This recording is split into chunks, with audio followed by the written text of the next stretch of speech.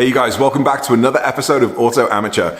It's been a few weeks since I put out my last video here on YouTube. If you follow me on Instagram, you probably know that it's been pretty busy here in the McGrath household for the past 3 or 4 weeks, and that's because my wife and I have welcomed our baby daughter Grace into our family. Gracie, G-Funk, G-Bomb, G-Unit, Gigi, Graceful. There are so many nicknames already. But with 3 kids under the age of 4, it's been a little busy in the house for the past few weeks. Now, that hasn't stopped me from planning mods and planning content for the channel. Today we're going to be talking about my next line of mods for the 991, which I'm really excited about. We're going to be talking bumpers, we're going to be talking custom steering wheels, and we're going to be talking about what else? Carbon fiber. Let's get into this.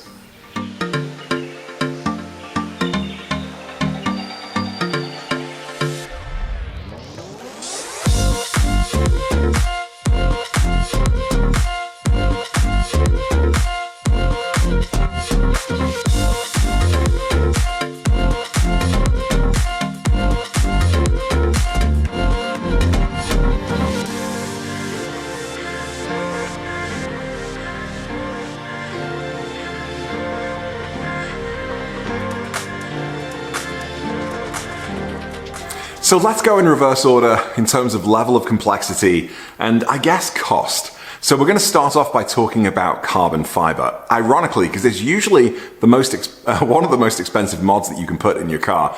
In this case, I found myself an incredible deal for a new gear shifter for the PDK from Suncoast Parts.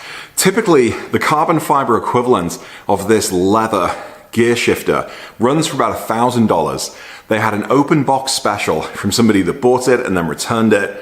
It's in mint condition and I paid just over $300 for it. So, of course, it took me about that long to think about it and I bought it. Now, I didn't make a DIY installation video on it by itself because the job actually took about 51 seconds. It's a super quick job. You twist, you pull up, you push down, you twist. It's that easy, and anyone can do it. Even I can do it. So that's in the car, and it's looking pretty nice. Unfortunately, I haven't been able to test it out recently. Well, it's been in there for, 2 days? I haven't been able to test it out because, pretty big problem with the car. It doesn't have a steering wheel right now. There's no steering wheel. And that's on to the second mod. I'm now getting my steering wheel custom refinished. I'm really excited about this mod. It's not something I ever really thought about, but I did a podcast with Rene at Dutch 911 recently, and he was telling me about the mods that he's been doing to his 997, and one of his favorite mods was a steering wheel that he had refinished by a company called Royal Steering Wheels in the UK.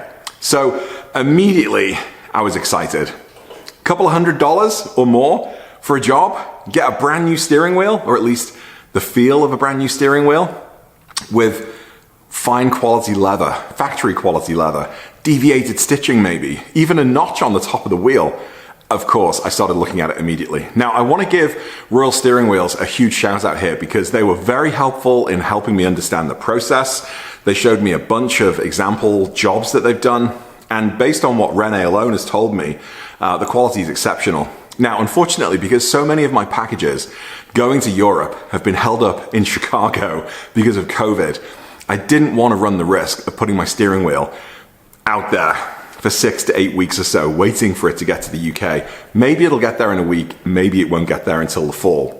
I didn't want to be without my steering wheel for that long. So instead, I started looking domestically, and I've been hitting up the Facebook forums, I've been looking online, and I came across a couple of domestic companies, one in particular, Craft Customs down in Texas.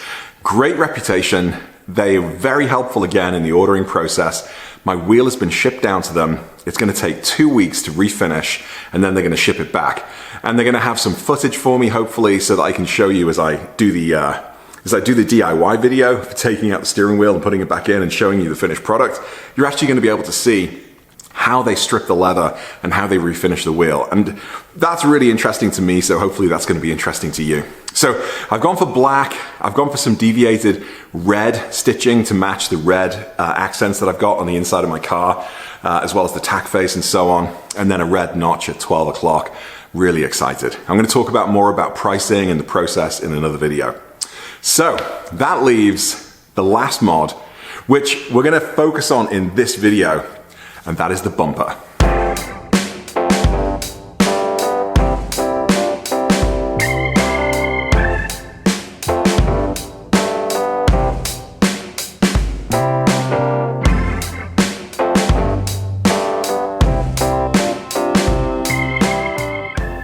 So, what am I doing with my bumper? Well, here is the replacement part in the background. This is off a Salvage. I got this from LA Dismantler, from Sarah, Crystal, and the crew over there in LA. And I'm really excited about this mod. Now, if you followed me when I was making mods to my 997, you'll know that I replaced the factory bumper and the rear deck lid with the Porsche factory GT3 AeroKit. Or at least the GT3-like AeroKit, the front bumper and the spoiler on the back. And I really like that look. Now, when I bought the 991 in my intro video, and still to this day, I want the 991 to stay true to the silhouette. I'm not going to be putting a huge wing on the back, but having said that, I've seen a few cars recently with the sportier front bumper, and I just really like how they look. There's nothing wrong with the factory bumper. I actually think it looks really cool. And I've gone down this path once or twice already, pricing up and then coming back and going backwards and forwards on whether or not to do it. Now I've pulled the trigger. I guess it's just another product of pandemic life and being at home and wanting to tinker. But I'm really excited about this. Now, part of this is a little bit of an experiment to see if I can get the price for the job down significantly from what it would be if I bought the factory part and had it painted. So this factory sport bumper, you can get it for around $2,500 plus shipping from Suncoast Parts and other distributors around the country. I think in the UK you can probably look at Design 911. There are a bunch of other places you can buy it. You can buy it from Porsche, obviously. Now this runs for about $2,500 on Suncoast Parts. I picked this up from a Salvage from LA Dismantler for $500. Now the shipping for this and the shipping from Suncoast Parts was a bit of a wash, so that kind of gets taken out of the equation. But right now, I've saved myself about $2,000. Now, of course, the one that I bought from Suncoast Parts would be in perfect condition. This one obviously isn't, and we'll take a little look at it in a second. But they both need to be painted. The one that comes from Suncoast Parts has been primed. This one needs to be prepped, so there'll probably be a little bit of a cost difference there. Painting should be around the same kind of price. The one from Suncoast comes with the lower lip on the bottom there. This one doesn't. So I've got to spend another $240 or $250 from Suncoast to get the lip for that. So, you know, I'm now looking at, you know, I don't know, like let's say $1,000 for painting, would have been $1,000 for painting the other one, $500 for this, $2,500 for that, an extra couple of $100 here, maybe an extra couple of $100 for finishing. So I'm hoping by the end of this, I still save myself a couple of $1,000, and I'll be doing the installation myself, of course, but it's kind of a fun little adventure. So in this video, let's go take a look at the bumper itself. And then what I'm going to do is I'm going to remove the existing front bumper off my car. And I want to double check that this one's in good enough condition to mount. So were all of the tabs still in place? All of the positions where I need to be putting fasteners to hold it to the car, are they still good? On my 997, a couple of those were actually broken. So it was a little bit of a tricky job getting that one on the 997. This one so far, apart from a few scratches, looks like it's in good nick, good condition. But let's take off the front bumper, let's compare the two, and then, just because Nick Murray made a joke about it, yes, I am going to be installing this blue front bumper on my car. And I think that's a pretty smart move, just to make sure that it fits before I actually go and start paying money to get it painted. So, let's get it on. So let's start with the obvious things. Yeah, there are scratches all over this thing. And it could be a product of what happened to the car that took it to the salvage yard. It could be the fact that it's been sat around for a few years, you know, being moved from rack to rack. But it's not damaged to the point where it can't be repaired. At least that's what I'm hoping. Now, you can see scratches, you can see dirt, some kind of chalk mark, probably the ID number of where it was on a rack or something like that. But generally speaking, it should be fixable. So they're going to have to, you know, sand it down, prime it, get it ready for paint. But the bones, if you will, look really solid. So for $34, I'm going to need to order the toe cap cover from there. This one looked like it came off a car with parking sensors. Mine doesn't have parking sensors, so I'm gonna get these filled as part of the restoration process. I'm gonna need the side vents. I can reuse my lights, of course, but I'm gonna need the side vents and then the 3 center pieces. And that should probably set me back about $400 or $500. So parts, I'm up to 1,000, maybe 1,200, down from 2,500 online. So I'm still hopefully going to save myself just over $1,000 by going this route. And of course, it's kind of fun. So that's well worth the money in my kind of book. But you know, it is fiddly, and I am going to have to do some work to get it on the car. But let's take a look at everything else. So the tabs on the top, they're in great condition. So we got one there. We got tabs across the middle here. They're all in good condition, so they can take the fasteners. We have these little guys here that are still connected, and they clip into the front of the frame. I got the headlight washers, and of course on my car over there, you can see I've also got the headlight washers. Some more tabs here, fasteners. And then the side lights, the side markers, you know, this looks all good here. That's in good condition. Down here, the little holders for the lights, they look fine. And then here you can see, in fact, maybe let's go on the other side. You can see the tabs that hold the plastic pieces, the vents into position. We've got a couple on the side here. They're all in good condition. The fasteners on the bottom here, they're also all in good condition. That's going to hold it to the body, the underside of the body. And again, we got tabs here. It looks like this has come off a little bit. It's not broken. In fact, actually, no. Oh, you know what? I don't know. I think they're the slots where the lower lip spoiler are going to push in, but there's nothing broken there. None of these tabs are broken. So although it looks like it needs a lot of love and attention, this is actually in overall good structural condition. So it just needs to be restored cosmetically.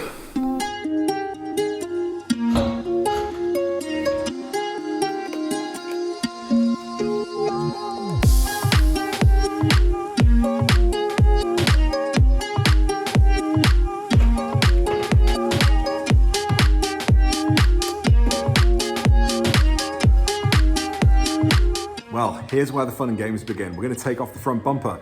I've already taken out the headlights, super easy, the tools in the front, a couple of twists, out come the lights, and they're a lot heavier than they look. There's a lot of electronics and control units on the back there.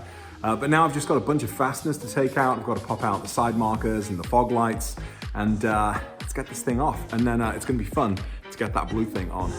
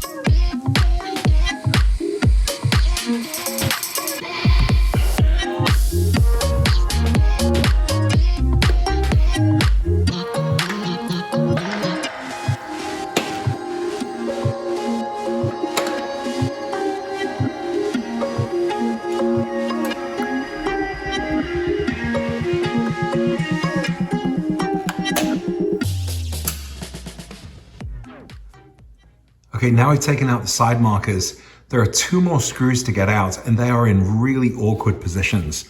One, you can see that I've just managed to get out half the way, which is right here. You can't actually get your screwdriver to it straight because it would be here. You've got to take it out at an angle, and it's really, really, really annoying. And then the other one is coming up this way, which means I've got to just take out the wheel well liner a little bit. A couple of the fasteners here, which I've got to undo anyway because they're connected to the bumper.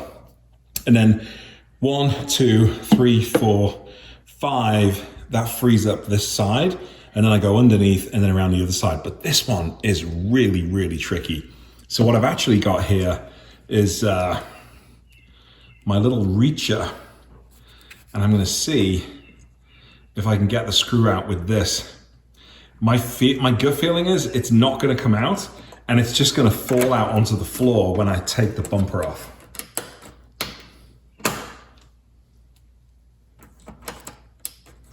And actually with the 997, this screw never went back in. Just couldn't figure out how to get it back in. And so it was tactically, strategically left off. Yeah, I can't get that out. That's just gonna come off and fall off with the bumper.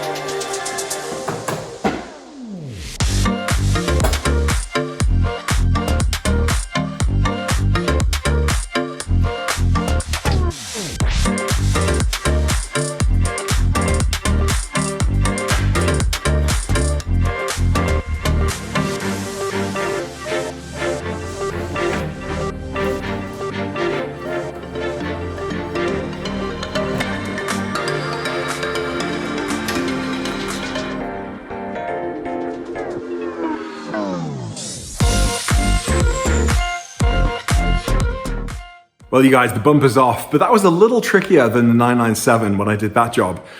The thing I didn't know is that there are two wiring harnesses essentially right below this piece of plastic and underneath the wheel arch, which connect the lights to the bumper. Now in the 997, you disconnect the lights and it all comes out cleanly. But here, yeah, there was a wiring harness just in there, with a plug that looked very similar to this. Just have to press down here and then it pulls off.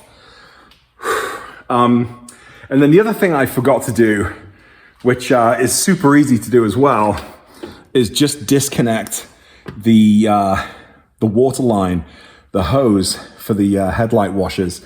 And it's just a simple push here, a little push on the clip and pull, and they come straight off. But let's take a look on the inside of the bumper and I'll just show you a couple of those things properly. So here's the inside of the bumper. There is the left wiring harness, or the driver's side wiring harness, which then runs around. You've got the clip there for the side marker. There's the hose for the windscreen washers. And that hose continues around. And the hose then goes over to this side to the other windscreen washers.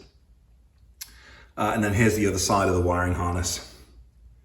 So almost identical to the 997 job that I did, but those two wiring harnesses, just slightly different. And so I didn't need to remove the lights. And actually looking back there, it doesn't look like the lights come out very easily.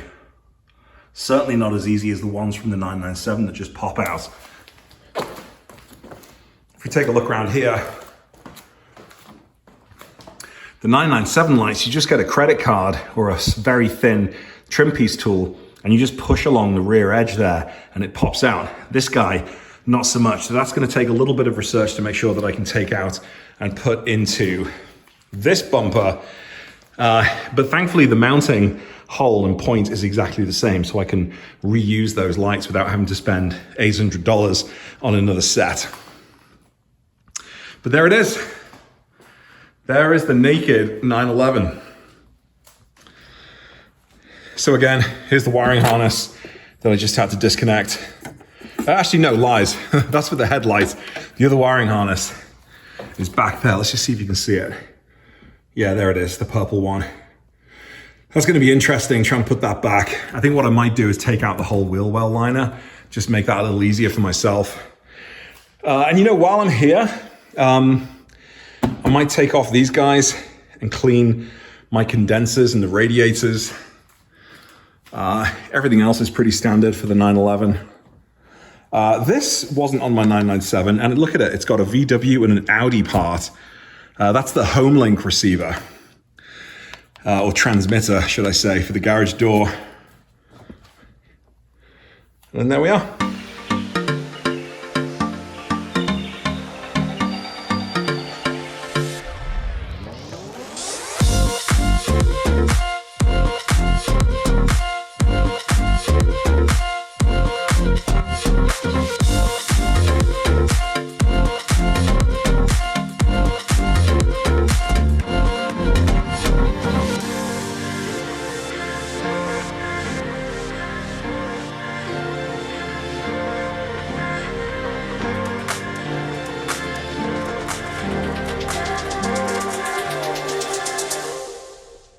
Well, good morning, folks. Day 2 of this job. I think so far, I probably could have done all of this in about an hour. Unfortunately, my time's been limited going backwards and forwards in and out of the garage, but here we are. So this is like, I guess in real time, probably about an hour into the job, and I've managed to remove the bumper and install the new AeroKit bumper. So let's go take a little walk around, and then what I'm gonna do is take this off, and I've got to put everything back together because I want to drive the car in the next few weeks while I get the bumper painted. But essentially the job's done. The bumper's off, the AeroKit front bumper fits, 99% sort of percent. We'll talk about that in a second. And now it's just a question of getting the paint together. But let's take a look at the bumper. So obviously I'm gonna need to strip down this bumper before I get it painted, taking out the lights, presumably. Well, actually, definitely, because I need to transport those over to the new bumper. And I've got to take out the headlight washers, which shouldn't be too difficult a job. But that's essentially it for the stock bumper. And at some point, if I ever want to put that back on, you know, it's in really good condition and it's good to go. And then here for the AeroKit, essentially everything looks about right. Once the wheel well liner gets put back in, once the wheel well liner gets put back in, that's going to be nice and flush, and the light will go over that little seam there. And that's exactly how it was for the stock bumper. The wheel well liner back here is going to go in, and then the lower lip, which I'll buy separately, is going to go over here, and it comes out to the corner. The lower lip's actually going to fit along this groove here. The fitment up here is really good. The 2 tabs going into the body there and there as well. All of the holes for the fasteners line up nicely, and that's true for the ones underneath. And of course on this side, you know, much the same. You can see that the plastic is covered in scratches. But structurally, there's nothing wrong with this. So, you know, they're gonna sand down the surface, paint it, put loads of clear coat on. Hopefully no one will ever know that this was a used bumper. The only thing I'm wondering is whether or not I'm gonna need to get new condenser covers. Now, I'm gonna be buying the vents with the slats that go across this space here. And then this is where the LED fog lights, running lights go. So there's enough room there for them to fit, just like you'd expect. I'm just wondering, like you can see here, the side of the cover isn't quite flush with the bumper. Now that might change once I put in the vents, and that might change once I put in the plastic. But also just thinking about here, so there's gonna be a piece of plastic that sits behind here. Is that gonna fit with this guy sat right there? Oh, and there's the air temperature sensor. So I had a similar challenge with my 997, and everything sort of fit 99%.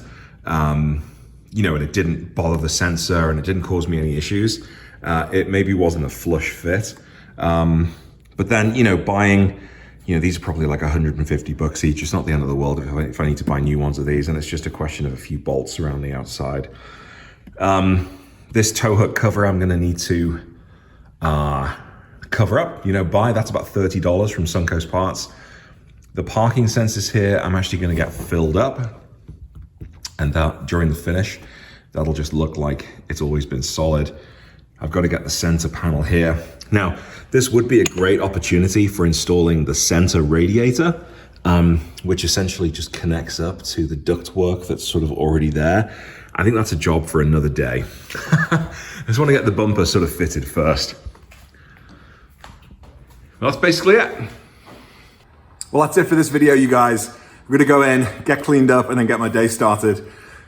Factory bumper off, on, probably a 2-hour job if you didn't have to divide your time. And it's great to know the factory AeroKit bumper fits. Now I just need to find the accessories, get it painted, and then get it installed. So that's gonna make for another fun follow-up video. Thanks for checking in. More videos coming soon, podcast, Instagram, everything. Check in, subscribe, do all of that good stuff. See you soon, bye.